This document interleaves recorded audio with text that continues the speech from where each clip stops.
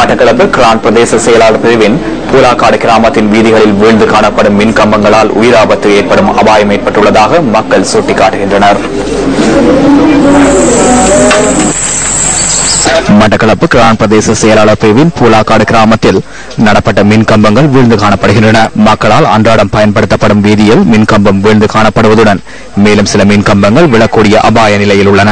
மின் கம்பங்கள் சரிந்து வீழ்ந்துள்ளமை குறித்து உரிய அதிகாரிகளுக்கு பலமுறை அறிவித்துள்ளதாக பிரதேச மக்கள் குறிப்பிடுகின்றனர்.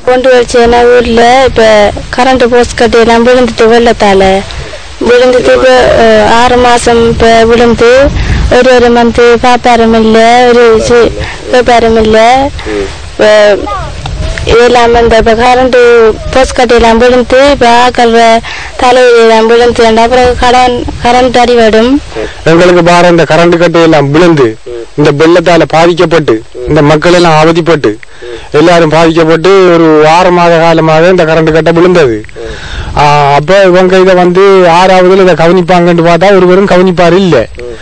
இப்ப நாங்க அந்த கரண்டுகளை தூக்கி மேலுக்கு எங்கட இதால மேலுக்கு தூக்கி கட்டி வச்சிருக்கிறோம்.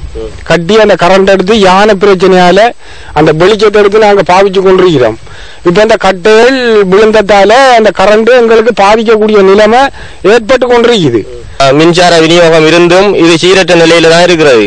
தூண்கள் அதாவது மின் கம்பங்கள் விழுந்து இந்த வயர்கள் எல்லாம் விழுந்து மக்களுக்கு ஒரு பாதிப்பு ஏற்படுத்தக்கூடிய நிலையில் இருக்குது. அதாவது மின் கம்பம் சாஞ்சி வயர்கள் விழுந்து ரோட்ல கிடக்கிற நேரம் மக்கள் அதால பயணிக்கிறாங்க, பாடசாலை மாணவர்கள் பயணிக்கிறாங்க. அந்த வகையில அந்த வயர்களை தொட்டுக்கிட்டு தொடாமலே அவங்களுக்கு வீதியால போக்குள்ள அடிச்சா அதால பாதிப்பு ஏற்படும். அண்மையில் ஏற்பட்ட வெள்ள அனர்த்தத்தினால் மின்கம்பங்கள் விழுந்ததுடன் பிரதேச மக்களால் தற்காலிகமாக நடப்பட்ட மின்கம்பங்களின் ஊடாக மின்சாரம் வழங்கப்பட்டது. எனினும் உறுதியான மின்கம்பங்கள் நடப்பட்டு நிலைமை இதுவரை சீர் செய்யப்படாமை அதிகாரிகளின் அசம்பந்த போக்கினையை வெளிப்படுத்துகின்றது. பாரிய அசம்பாவிதங்கள் ஏற்படுவதற்கு முன்னர் சம்பந்தப்பட்ட அதிகாரிகள் பொறுப்புடன் செயற்பட வேண்டியது அவசியமாகும்.